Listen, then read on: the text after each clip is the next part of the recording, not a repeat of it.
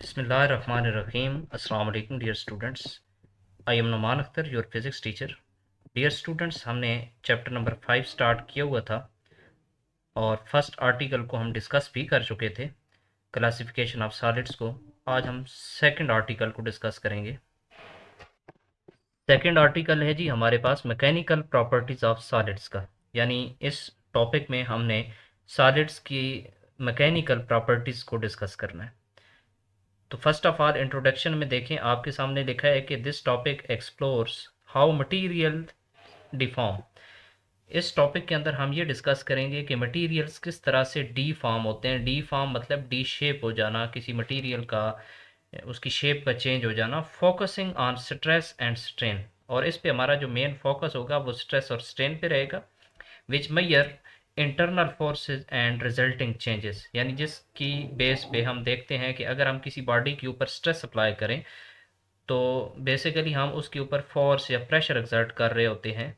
उस force per unit area यानी pressure या स्ट्रेस की वजह से उस बॉडी के अंदर जितना चेंज आता है, उसके अंदर जितनी डिफॉर्मेशन आती है, उसका हम उसको नाम देते हैं, जो उसके अंदर चेंज आ रहा होता है कि ये स्ट्रेन है, यानी ये उसके अंदर डिफॉर्मेशन आ रही है। यानी रिजल्टिंग चेंजेस से मुराद ये होगा कि यहाँ पे स्ट्रेन जो है उसके उसके अंदर कितना प्रोड्यूस हो रहा है। फर्स्ट सब हेडिंग है आपके पास डिफॉर्मेशन इन सॉलिड्स की। तो सॉलिड्स जो है इसके अंदर डिफॉर्मेशन से बेसिकली मुराद क्या है, तो आप देखें लिखा है कि deformation in the solids is defined as the length, shape and volume of the solid is changed by applying the external force. यानी आप किसी भी सॉलिड के ऊपर जब कोई एक्सटर्नली फोर्स एक्सर्ट करते हैं, फोर्स लगाते हैं, तो उसके नतीजे में या तो वो मटेरियल जो है उसकी लेंथ में चेंज आएगा, या उसकी शेप में भी चेंज आ सकता है, या तीसरी चीज़ है उसके वॉल्यूम के अंदर भी चेंज आ सकता है। तो लेंथ, शेप या वॉल्यूम में से किसी भी तरह का चेंज जो है, अगर आप किसी भी बॉडी के ऊपर फोर्स एक्सर्ट करते हैं, एक्सटर्नल फोर्स, उसकी नतीजे में उसकी लेंथ, शेप या वॉल्यूम चेंज हो, तो इस चीज़ को हम कहते हैं डिफॉर्मेशन। कि सॉलिड या मटेरियल जो है वो डी फॉर्म हुआ है, डी शेप हुआ है। Deformation, that is change in shape, length or volume, is produced when a body is subjected to some external force। ये बात ज़रूरी होती है कि जो हमारे पास सॉलिड्स हैं उसके ऊपर जब तक हम एक्सटर्नल फोर्स एक्सर्ट नहीं करते, फिर उसमें ज़ाहिर है किसी किस्म का कोई चेंज नहीं आता। तो उसके अंदर जो चेंज इन शेप, लेंथ या वॉल्यूम, किसी भी तरह का चेंज जो है वो तब आएगा जब हम उसके ऊपर कोई एक्सटर्नली फोर्स एक्सर्ट करेंगे। तो ये चीज़ कहलाती है जी डिफॉर्मेशन। इसकी एग्जांपल को देख लें, आपके सामने लिखा है कि if we hold a soft rubber ball, अगर हमारे पास एक नरम सा रबर का बॉल हो in our hand and then squeeze the shape और volume of the ball will change. अगर हम उसको स्क्यूज करें मतलब उसको आप स्केड़ना शुरू कर दें, हर साइड से ना आप उस पर फोर्स लगाएं। जिस तरह आप ये डायग्राम में देखो, आपके पास ये ए वाली डायग्राम जो है ये एक नॉर्मल बॉल है जो इसकी इनिशियल पोजीशन है बॉल की, ठीक है। फिर बी वाली जो डायग्राम दूसरी आपको दिखाई गई है, इसमें आप देखें जो बॉल की शेप है ना वो कम हो गई है, क्योंकि हर साइड से हमने उसके ऊपर फोर्सेस एग्जर्ट करना शुरू कर दिए। उस बॉल को, रबर बॉल था तो उसको हमने दबाना शुरू कर दिया, तो इसकी वजह से इसकी शेप के अंदर जो है ना वो चेंज आ रहा है। और फिर फाइनली सी के अंदर दोबारा जो है जब हमने फोर्सेस जो हैं वो ख़त्म कर दी हैं एग्जर्ट करना, तो दोबारा वो अपनी ओरिजिनल पोजीशन पे वापस भी आ गया है। तो ये तीनों डायग्राम्स जो है ना ये आप देख सकते हैं। तो अब देखिए, हम बात कर रहे थे कि अगर हम इसको हाथों में हमने एक रबर का बाल पकड़ा है और हम उसको हर साइड से ना दबाए जा रहे हैं, तो इसके नतीजे में क्या होगा कि शेप और volume of the ball will change. However, if we stop squeezing the ball and open our hand, the ball will return to its original spherical shape. अगर हम इसको स्क्यूज करना छोड़ दें, इसके ऊपर फोर्सेस एग्जर्ट करना छोड़ दें, तो वो वापस अपनी जो ओरिजिनल उसकी स्फेरिकल शेप थी उसमें वापस आ जाएगा। ठीक है जी।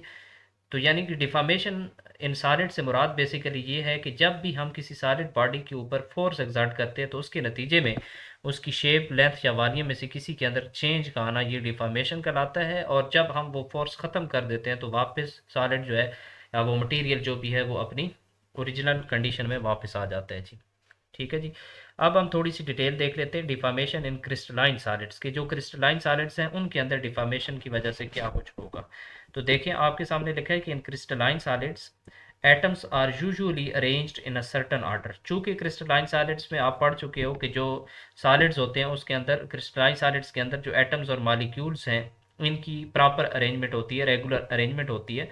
तो these atoms are held about their equilibrium position, ये मौजूद होते हैं अपनी मेन पोजीशन पे, which depends on the strength of the inter atomic cohesive forces between them. चूंकि हम जानते हैं कि एक एटम दूसरे एटम को दोनों के दरमियान जो इंटर अटोमिक फोर्सेस हैं, जिनको हम कोहेसिव फोर्सेस भी कहते हैं, तो इसकी वजह से वो सारे के सारे एटम जो हैं वो तकरीबन अपनी मेन पोजीशन यानी इक्विलिब्रियम पोजीशन के गिर्द सारे मौजूद होते हैं, जब तक हम उसके ऊपर कोई स्ट्रेस अप्लाई नहीं करते, या हम फॉर एग्जांपल हम किसी सॉलिड को हीट अप करना शुरू कर दें, उसके टेम्परेचर के अंदर इंक्रीज ले आए, तो फिर एटम्स जो हैं वो अपनी मेन पोजीशन यानी इक्विलिब्रियम पोजीशन के गिर्द वाइब्रेट करना शुरू कर देंगे।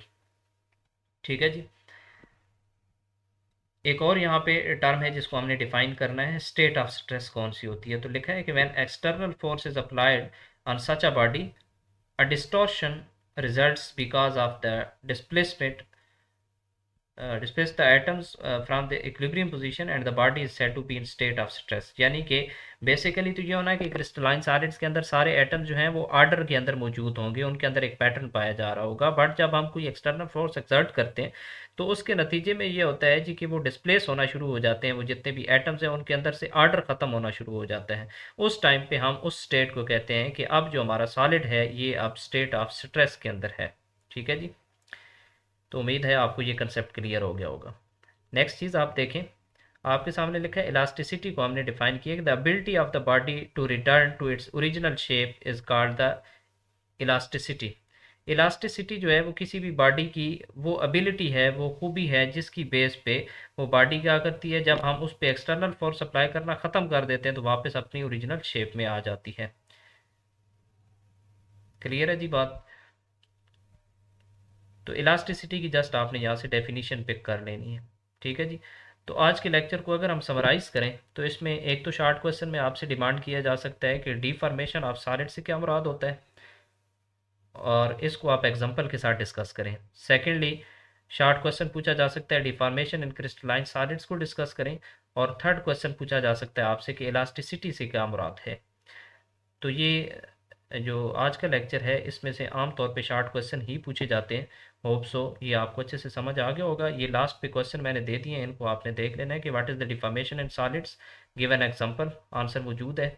इसी तरह से explain the concept of the elasticity and how does it relate to the deformation of the material. तो इन दोनों क्वेश्चंस को आपने सॉल्व कर लेना है इसी लेक्चर को सुन के। तो उम्मीद है आपको ये लेक्चर समझ आ गया होगा जी। थैंक यू, अल्लाह हाफिज़।